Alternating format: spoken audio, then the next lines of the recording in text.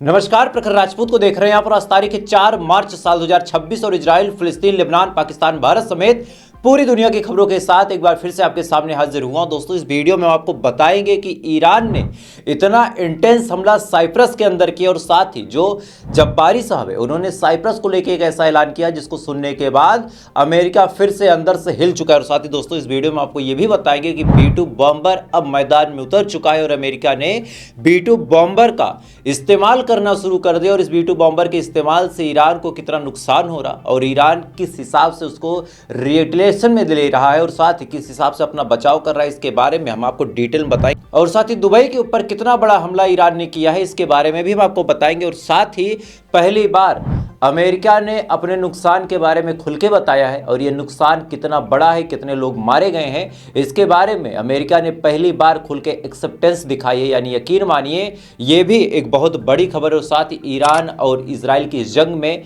कई सारे भारतीय लोग भी फंसे हुए हैं और उनकी क्या सूरत हाल है, इसके बारे में भी हम आपको डिटेल में बताएंगे। यानी यकीन मानिए दोस्तों, आज की जो खबर है बहुत ज़्यादा अहम है, बहुत ज़्यादा इंपॉर्टेंट है। इस वजह से वीडियो को लास्ट तक जरूर देखिएगा। चैनल पर नए हैं तो वीडियो को लाइक करके, चैनल को सब्सक्राइब करके अपना प्यार जरूर दीजिएगा। और साथ ही इजराइल और ईरान की इस जंग में आप किसके साथ खड़े हैं, इजराइल के साथ खड़े हैं या फिर ईरान के साथ खड़े, कमेंट करके बताइएगा। चूंकि मैं देख रहा हूं कि इजराइल के सपोर्टर भी कमेंट करते हैं, तो आप लोग उनसे पीछे मत रहिए। अगर आप ईरान के सपोर्टर हैं तो कमेंट करके अपने कमेंट की पावर को दिखाइए।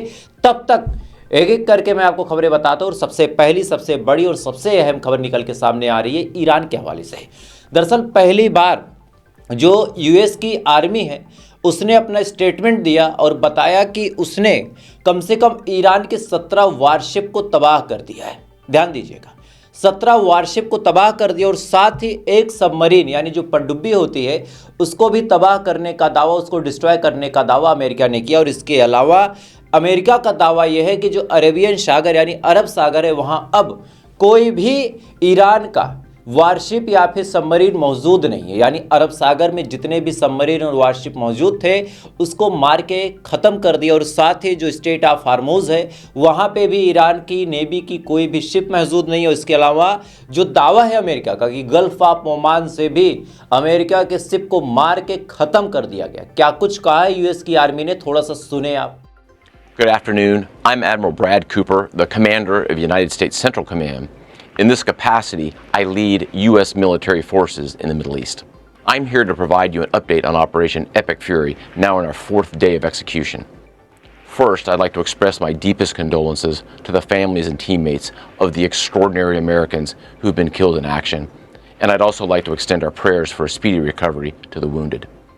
Yesterday, you heard from Secretary Hegseth and the Chairman of the Joint Chiefs. Today, I'd like to give you an operational update on where we are and provide you with some key facts. By order of the President of the United States and the Secretary of War, our military in the Middle East is undertaking an unprecedented operation to eliminate Iran's ability to threaten Americans, as they've been doing for nearly half a century. Having spent more than 36 years in the military, I could not be prouder of America's sons and daughters in uniform who are answering the call. More than 50,000 troops, 200 fighters, 2 aircraft carriers, and bombers from the United States are participating in this operation, and more capability is on the way. These forces bring a massive amount of firepower, representing the largest buildup by the U.S. in the Middle East in a generation. In the opening hours of Operation Epic Fury, U.S. Central Command forces, together with Israel, delivered overwhelming and unprecedented strikes into Iran. Many of you may remember the shock and awe strikes of 2003. The first 24 hours of this operation were nearly double the scale, and we continue with 24/7 strikes into Iran from seabed to space and cyberspace. Now, we're less than 100 hours into this operation, and we've already struck nearly 2,000 targets with more than 2,000 munitions. We have severely degraded Iran's air defenses and destroyed hundreds of Iran's ballistic missiles, launchers, and drones. And in simple terms, we're focused on shooting all the things that can shoot at us. Our B-2 bombers and B-1 bombers have executed uncontested surgical strikes against multiple missile facilities deep inside Iran. And then just last night, a B-52 bomber force struck ballistic missile and command and control posts. We are also sinking the Iranian Navy, the entire Navy. Thus far, we've destroyed 17 Iranian ships, including the most operational Iranian submarine that now has a hole in its side. For decades, the Iranian regime has harassed international shipping. Today, there's not a single Iranian ship underway in the Arabian Gulf, Strait of Hormuz, or Gulf of Oman, and we will not stop. We will continue to conduct dynamic targeting operations. We're hunting Iran's last remaining mobile ballistic missile launchers to eliminate what I would characterize as their lingering launch capability. Now, in retaliation, the Iranian regime has launched over 500 ballistic missiles and over 2,000 drones. To be clear, Iran is indiscriminately targeting civilians as they launch these missiles and drones. You've seen it on TV. The evidence is crystal clear and overwhelming. Having said this, we are seeing Iran's ability to hit us and our partners is declining, while our combat power, on the other hand, is building. And my overall operational assessment is that we are ahead of our game plan. Along the way, every single branch of our military is achieving unprecedented success. I'll talk about just a few of them. Our naval forces have deployed multiple waves of cruise missiles, obliterating Iranian command and control and air defense capabilities. From 2 aircraft carrier strike groups, we're squeezing Iran from the sea and have them backed into their own ports. U.S. air forces are doing what they do best, executing a high volume of airstrikes right into Iran. Operationally, the 2 most powerful air forces in the world, the U.S. and Israel, are dominating the skies of the world's largest state sponsor of terror. Our U.S. Army soldiers are defending ourselves and our partners, and in a historic first, the U.S. Army fired long-range precision strike missiles called PrSMs in combat, providing an unrivaled deep strike capability. Also for the first time, U.S. Central Command's drone task force, called Task Force Scorpion Strike, launched countless one-way attack drones, achieving massive effects. I'd like to point out these drones were originally an Iranian design. We took them back to America, made them better, and fired them right back at Iran. I just could not be prouder of our men and women in uniform, leveraging innovation to create dilemmas for the enemy. There is no adversary too determined, no mission too difficult for the great soldiers, sailors, airmen, Marines, Guardians, and Coast Guardsmen that make up the most powerful military the world has ever seen. Our military objectives are crystal clear, and our people are executing an immensely complex and historic mission with relentless lethality, conviction, and professionalism. And we've just begun. But I have the utmost confidence that we, alongside our partners, will absolutely achieve our military objectives. To all our warriors, Godspeed. Thanks so much.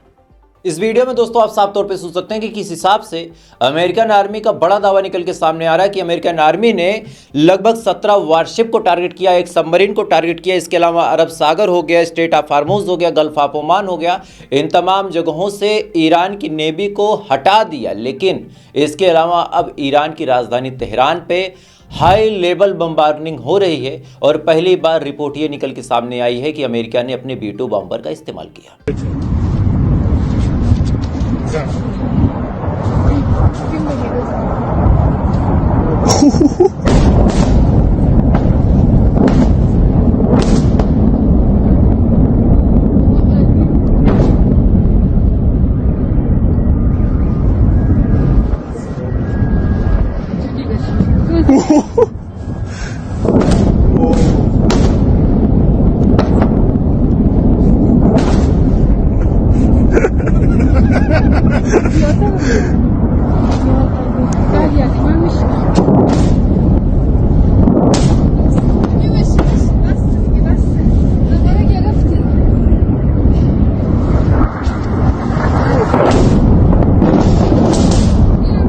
B-2 bomber दोस्तों एक ऐसा advance weapon है जिसके बारे में आपको बताने की जरूरत नहीं है। ये स्टील्थ के मामले में अब तक का सबसे हाईली इफिशिएंट, सबसे ज़्यादा प्रिसाइज बॉम्बर माना जाता है।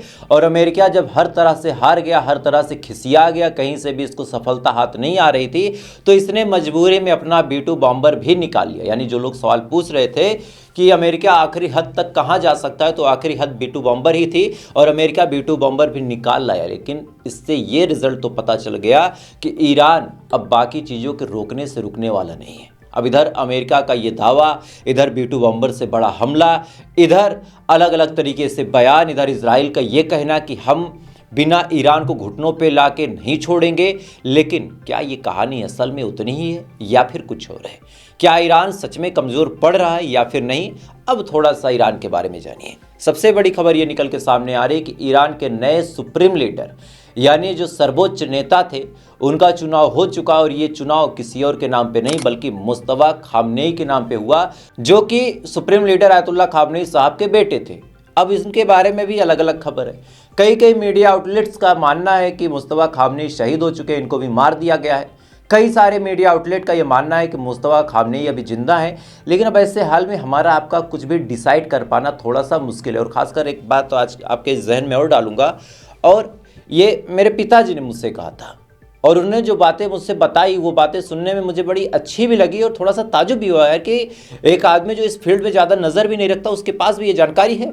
उन्होंने कहा कि पॉसिबल है, बहुत ज़्यादा चांसेस हैं कि खामनेई साहब के ऊपर जब अटैक हुआ, खामनेई साहब बुरी तरीके से इंजर्ड हुए हों और इंजर्ड होने के बाद खामनेई साहब को किसी अस्पताल में शिफ्ट किया गया हो और अस्पताल में उनको शिफ्ट किया गया। अगर इसके बारे में अमेरिका और इजराइल को जानकारी होती तो अमेरिका और इजराइल उस अस्पताल पे भी हमला करते, उस अस्पताल को भी तबाह और बर्बाद करते।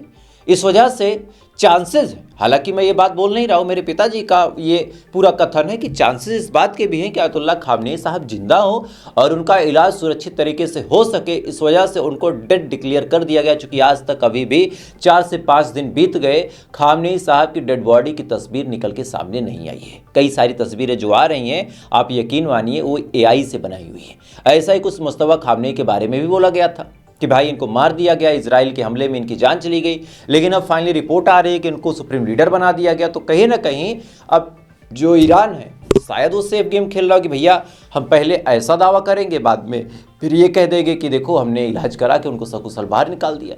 अब खबर चाहे जो हो, लेकिन ये बड़ी खबर आ रही है। और इसके अलावा ईरान पूरी तरीके से हिंसक हो चुका है, बहुत बुरी तरीके से ईरान हिंसक हो चुका है। आज आपको दुबई के पोर्ट ऑफ फजराह, ये दुबई में एक पोर्ट है, उसका वीडियो दिखाऊंगा कि उस पर किस हिसाब से ईरान ने बड़ा हमला किया।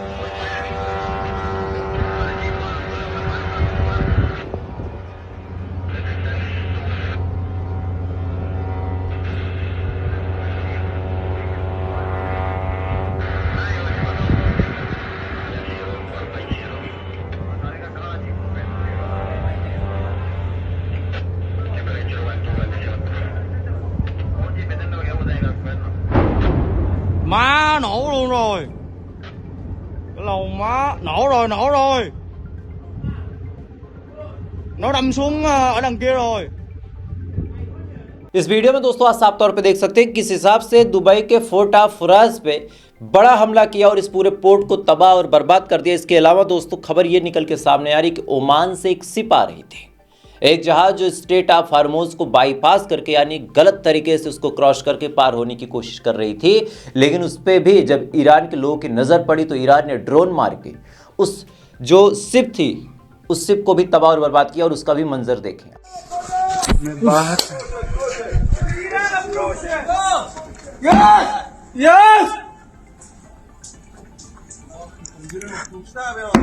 रोक लेते हैं, इधर ले जाएगा। Get up! Say rope. Hey! No broken, no. Broken. Hey.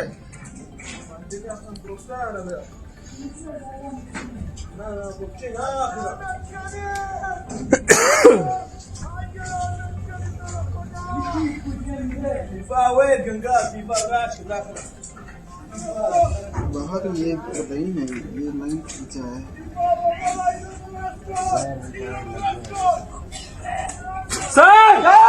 Thar साहब, काम कैप्टन साहब हो यार, कैप्टन चिप इंजीनियर। कैप्टन साहब, तू जा वो उधर बॉक्स में देख।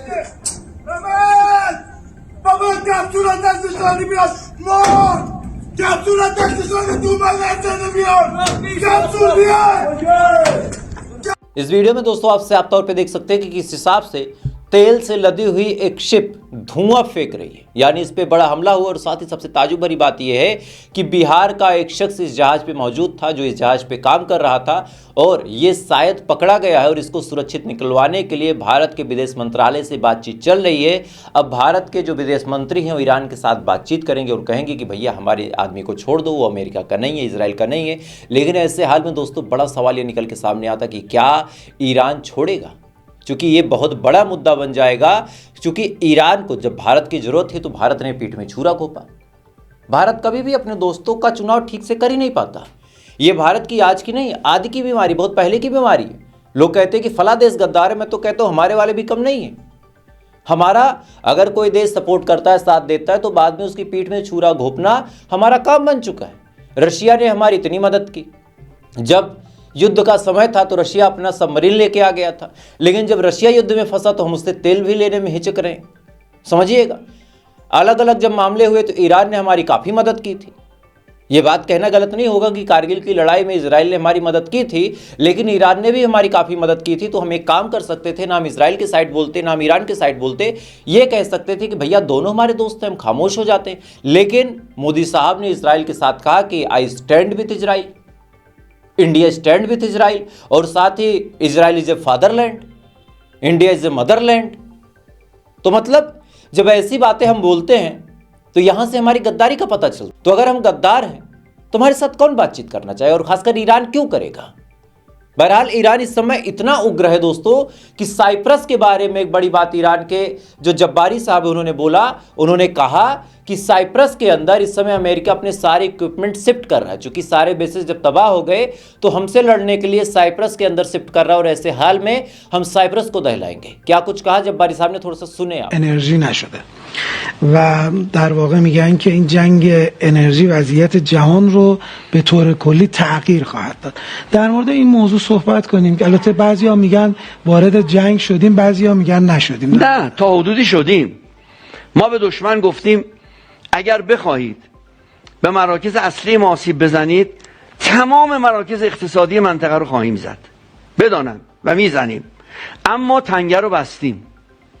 الان نفت به بالای $80 رسیده و به زودی به $200 خواهد رسید. آمریکایی که حیات و مماتش به نفت گره خورده به دلیل بدهکاری ها، گرفتاری های داخلیش، شما میبینید حمله میکنه به فلان کشور برای نفتش. آمریکا تشنه نفته، این رو بدانن. اگر ادامه فعلا تنگه رو بستیم، اجازه نمیدیم کشتی‌ها برن.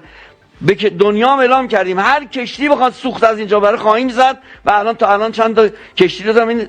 یک ساعت پیش हम باز یک کشتی رو زدیم. इस वीडियो में दोस्तों आप साफ तौर पे सुन सकते हैं कि साइप्रस के बारे में क्या कुछ कहा जब्बारी साहब ने, और इसी के बाद साइप्रस के एयरपोर्ट का वीडियो निकल के सामने आया है, जिस वीडियो में आप साफ तौर पे देख सकते हैं कि किस हिसाब से पैनिक फैला हुआ है और साइप्रस को तबाह कर रहा है इस समय ईरान, और उसका भी मंजर देखें।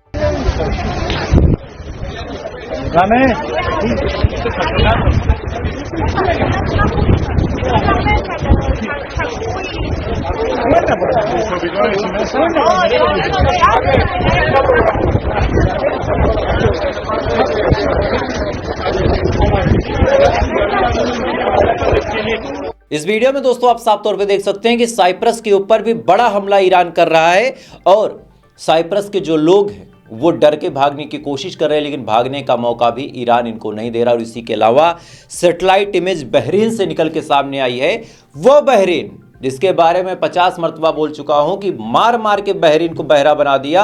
वहां का सैटेलाइट इमेज देखिए कि पहले का क्या मंजर था और अब का क्या मंजर है। यानी बहरीन को भी बहरा कर दिया मार मार के, और साथ ही तेल अवीव को इतना मारा कि तेल अवीव का तेल निकल गया। तेल अवीव में आज फिर से हाइपरसोनिक मिसाइलों से बड़ा हमला करने का काम ईरान ने किया, और मैं चाहूंगा कि तेल अवीव की तबाही का मंजर भी आप अपनी स्क्रीन पे देखें। אתם רואים את העשן שם מעל נמל חיפה? משהו בוער שם. בואי, טילי פרסוני! אלוהים! מה קורה שם? כל המפרץ פיצוץ אחד גדול! תסגרי את החלון מהר! इस वीडियो में दोस्तों आप साफ तौर पे देख सकते हैं कि तेल अवीव किस हिसाब से हिट हो रहा है, तेल अवीव किस हिसाब से तबाह हो चुका है, और किस हिसाब से तेल अवीव के अंदर मातम पसरा हुआ। और ऐसा नहीं है कि जो लोग इंडिया में बैठ के कह रहे हैं कि भाई पूरी दुनिया युद्ध झेल रही है और हम बैठ के होली मना रहे, बाबू थोड़ा सा रुक जाओ। उसकी आंच यहां तक आने वाली है, चूंकि आज डोनाल्ड ट्रंप ने साफ तौर पे कहा कि जिस हिसाब से ईरान हमले कर रहा है और जिस हिसाब से स्टेट ऑफ हार्मोज पे ईरान ने कब्जा कर लिया है, अब तेल के दाम बढ़ेंगे। If we have a little high oil prices for a little while, but as soon as this ends, those prices are going to drop, I believe, lower than even before. यानी मतलब बड़ा साफ है कि अगर आपको 100 रुपए का पेट्रोल बड़ा महंगा लग रहा था, 94-95 रुपए का डीजल बड़ा महंगा लग रहा था, तो आप थोड़ा सा नादान थे। तैयारियां कर लें तैयारियां। ईरान अगर मार रहा है तो इसका इम्पैक्ट यहां पर भी पहुंचेगा। इधर B2 बॉम्बर से भी बड़ी रिपोर्ट निकल के सामने आई है कि B2 बॉम्बर ने IRGC के कमांड और कंट्रोल सेक्शन पे भी बड़ा हमला किया है और इससे IRGC के कमांड और कंट्रोल सेक्शन को बड़ा नुकसान पहुंचा है। खैर, इधर ईरान का थोड़ा सा तो नुकसान हुआ है।